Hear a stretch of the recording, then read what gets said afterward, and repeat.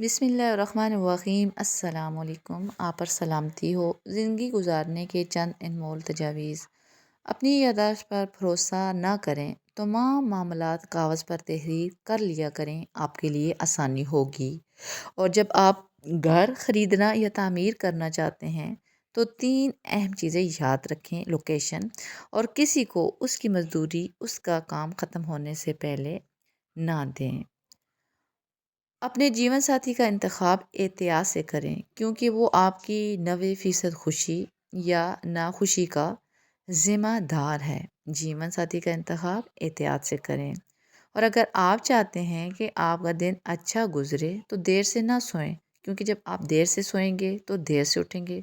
सुबह में बरकत होती है और जब नमाज फजर से आगाज़ हो तो दिन भी अच्छा गुजरता है। और जब आप किसी दोस्त का उधार लें तो इसे वापस करने से पहले तेल की टैंकी भर लें। और मोबाइल फ़ोन को अपनी ज़िंदगी खूबसूरत लम्हात बर्बाद ना करने दें। ये फ़ोन आपकी सहूलत के लिए बनाया गया है। और बहादुर बनो, और अगर तुम बहादुर नहीं तो कम अज़ कम बहादुर बनने का दिखावा करो। मतलब अपनी बहादुरी का दिखावा हो। आपके बच्चे जब 16 साल की उम्र में पहुंच जाएं तो इन्हें फ़ारिग वक्त में इन्हें काम की तरगीब दें, लेकिन अगर उससे पहले मुमकिन हो तो ये ज़्यादा बेहतर है। अगर आप कोई चीज़ 2 बार से ज़्यादा उधार लेते हैं तो बेहतर है कि बार बार उधार लेने से उसे आप ख़रीद लें।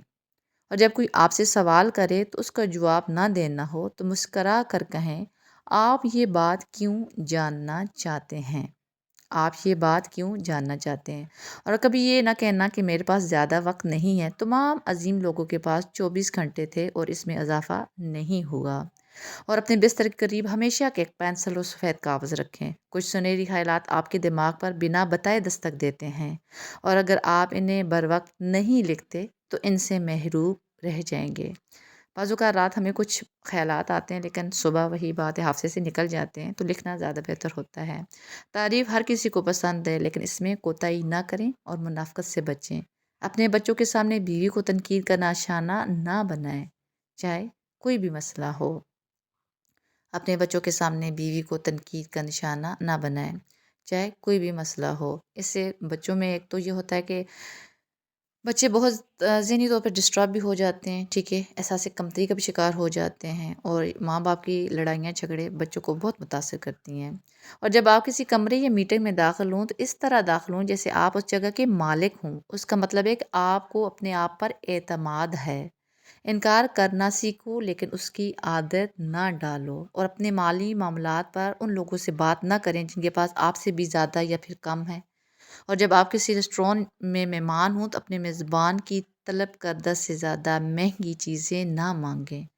ये नहीं, जब आप किसी के साथ दावत पर गए हैं तो ठीक है, वहाँ पे ज़्यादा महंगी चीज़ों का मुतालबा ना करें। ये ज़िंदगी गुजारने के बहुत चंद अनमोल तजावीज़ हैं। अगर हम इन पर अमल कर लें तो हमारी ज़िंदगी आसान हो सकती है। अगर वीडियो अच्छी लगे तो ज़रूर इसको आगे भी शेयर करें।